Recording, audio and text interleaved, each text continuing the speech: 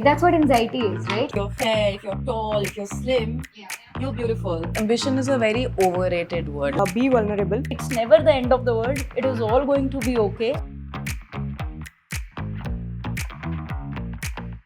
Hi everyone, welcome to another episode of Take a Break with Cast 24. Today we are here to talk about something really special on the event of International Women's Day. Our theme is Give to Gain.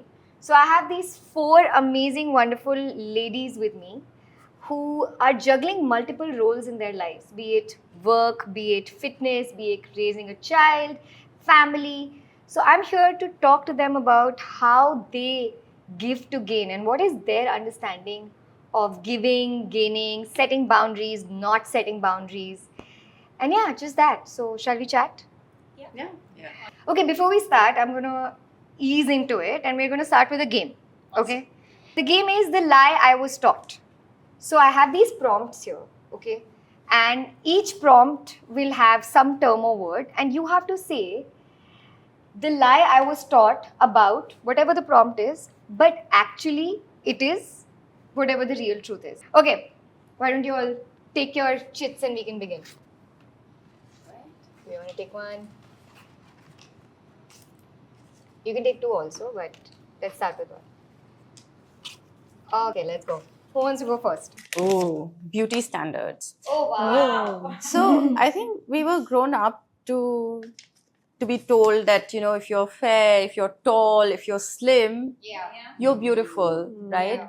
But I think the real beauty comes from the inner beauty, how loving you are, how kind you are as a person, and there is no definition of what your facial structure is or how you look that defines the beauty standard. Yeah. And I think it has extended to one point more that the beauty standard now is about the fitness. It has to be earned, and you're about your health, Yeah. how fit you are, how healthy you are, and not some standard metrics. And at what point did you realize that it's not about beauty standard is not about how fair or slim or tall or what my features are like, you know?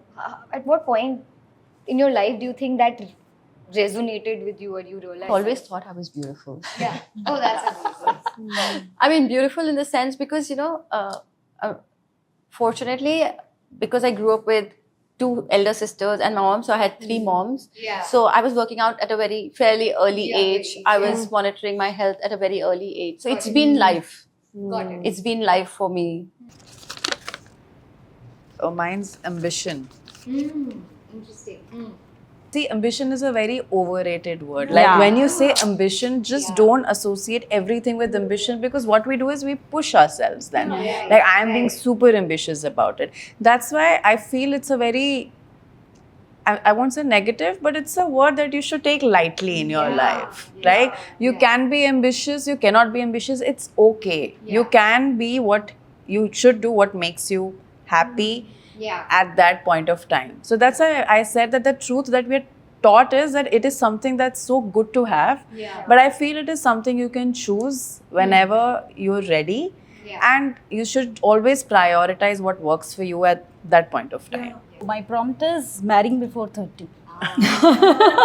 Now, this can be taken in many ways. Yes. Yes. The lie that I think has been taught around marrying before 30 is it's a social mandate.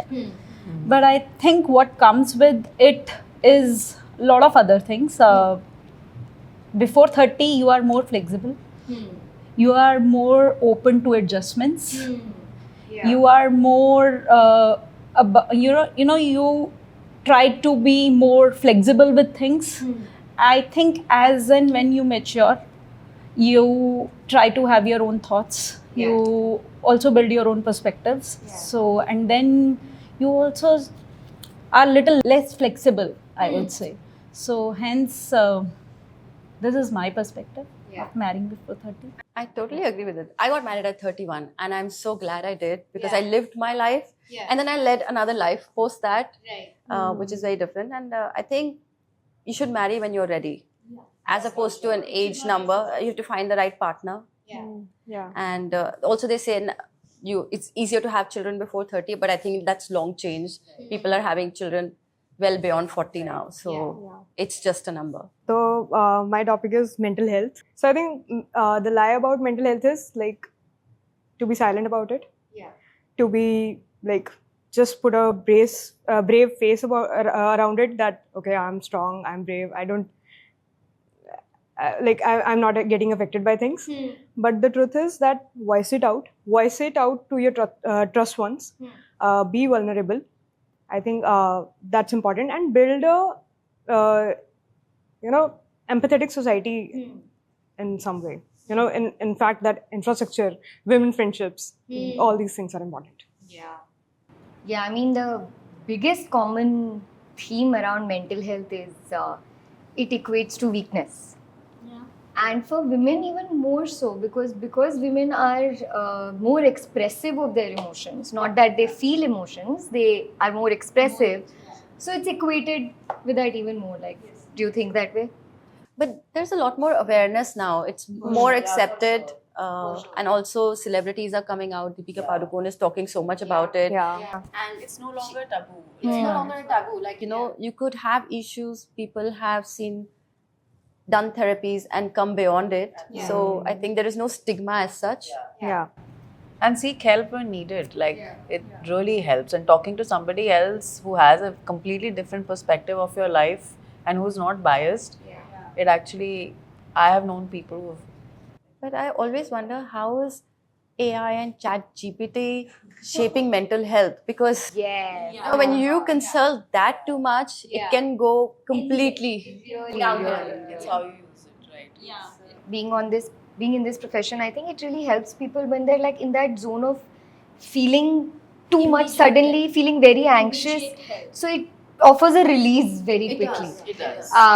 Which definitely helps. And I found a lot of times people who come to me, they're very hesitant, but they tell me, we started talking to ChatGPT about what we discussed with you, and I'm like, yeah, I have to keep a straight face. I cannot comment on that. Okay, so I got rest. So we've been taught a lot of lies about rest, right? Especially in this hustle culture that we're all in. And recently, like all the things about should work 16 hours a day or work 6 days a week at least, and all of that had come up recently. But I think the biggest lie about rest is that rest is for the weak or is for people who are lazy. But I think rest is extremely essential, because only if we rest will we be able to be our max productive self later. So it is the opposite of not necessary. In fact, I think it is extremely necessary. Right. And the less you rest, the more likely you are to hit burnout. So I'm wearing 2 trackers to track my sleep. I don't know if it's causing me anxiety. Oh my God, I didn't sleep 2 minutes lesser today. that's the flip side of it. But rest is really, really. And you know that now I haven't rested so I know, like, now you can even track, right? Why am I feeling sluggish today, or why am I not able to concentrate so well today? It's actually very powerful. The recovery and the rest data really helps you understand your body and your habits. And rest, I think, not necessarily always means resting or sleeping or lying down. It also is a rest from the hustle sometimes. Absolutely. It's a rest from your day-to-day chores and operations as well. So rest comes in multiple ways. So having a 2-day break sometimes also gives you For a sure. different kind of energy. I have an insight on that. I'm married to Vikram, and I've seen him in the last decade. He's never able to put his mind to rest. And it's like, and also I think it's an analogy to mothers. Like when you have a baby, and especially when the baby is small, your mind is always wondering, has he eaten enough? Is he rested? Is he taken care of? Even when you're at work. And the same thing happens with Vikram, right? So I think he works like 18 to 20 hours every day. And when we are on leave, a holiday, he was working for 10 hours. He's on calls, his mind is working, he's working on Excel sheets. So a few years down the line, I really had to find, how do we get his mind rest? And then I realized I need to push him to activities where the only thing he can think about is saving his life.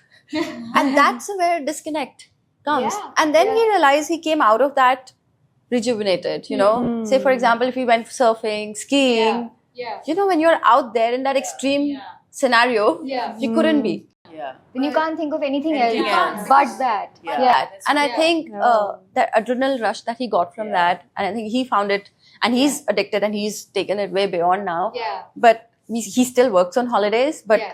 that limited time when he's into an activity, Yeah. it's a complete rest. Well, thanks for the candid lies and truths, and let's get into the meat of it. And I wanted to pick your brain on a few things regarding our topic. So I think I'd start with at what point do we draw that boundary that okay, like I have been giving a lot, and I'm not getting maybe love, nurturance, time, affection back. Like how do we draw that line in terms of let me not expect it all and just keep giving and nurturing, you know? Because then What I said would say earlier, that that's not alignment, healthy for right? us either. If you and your partner are aligned and if you communicate, you know, if you communicate, ideally it should not happen. But we don't live in an ideal world, let me tell you that. Exactly. Sometimes certain things go at the back burner, Yeah. and more often than not, it is the wife. Because, you know, that's your safe place, that's your home, Yeah. you know, and there's a whole lot of stress that you're dealing with, at least for men, for example, or personally, You know that external will come stress naturally. sometimes So it's not also very safe, right? important You still that- have to deal with it and And resolve it. I've also seen this that if you have your own mental peace sorted out, if you have your own things sorted out, everything will starts fall with in yourself place. first. Starts Yeah. from within. For you, it's fitness. For you, it's obviously balancing everything. For me, also, it's a lot of introspection, working on myself, and then thankfully, I have a partner who understands my eccentricities. It's very important to have a partner who understands because nobody is perfect. When it comes to things like appreciation, validation, our conditioning is such that we are taught बचपन से कि external person as a woman, external person के लिए ही तुम्हें सब कुछ kind of करना है और वही तुम्हें बताएगा. But actually में ये this is a very hard truth that we have to learn ourselves कि नहीं, all of this we have to do for ourselves. We have to find that boundary and we have to learn and we have to step in and we have to figure this out for ourselves, internalize, work on ourselves. On that note, what do you think you do for your self-awareness and happiness? So I think I like to read books. It is also talking to friends. It is also talking to my partner. You know, calm down and just introspect and reflect, and also accept yourself.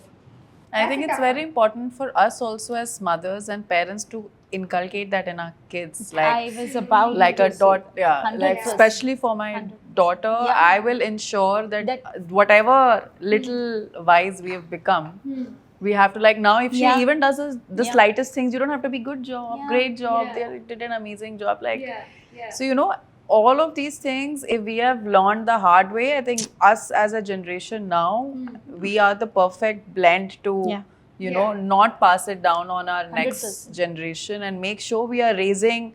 Nobody is going to be perfect, but at least kids who know The this informed and early wise on, kids. and understand, and they can hold their own ground later in life. You remember, Sukuni, in one of our discussions of the women conversations, there was one girl who stood by and said, my mom explicitly told me you don't have to learn cooking just to be married, right? Yeah. So, I mean, yes, now with the generations, and probably we being more aware, we are passing on things that it is not giving with obligations, it is giving with love and care.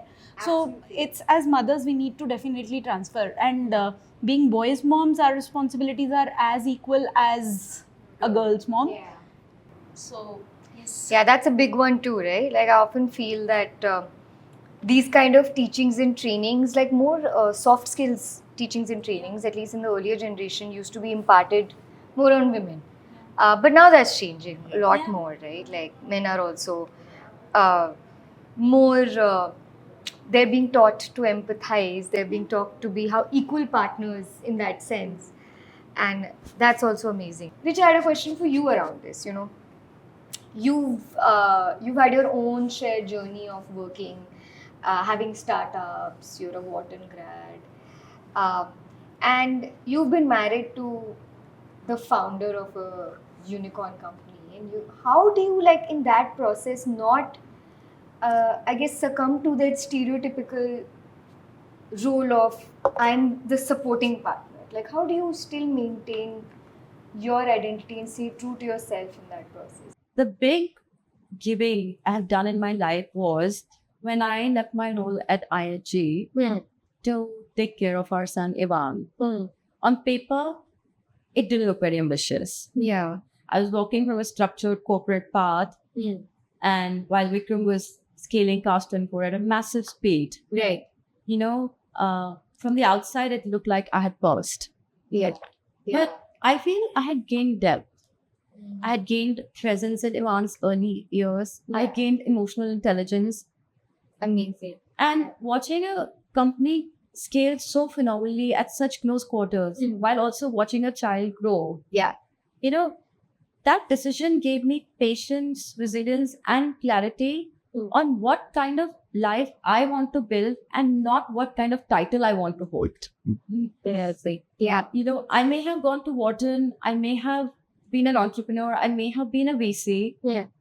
but I love my life right now and I want to be present Yeah. for my child and for Vikram.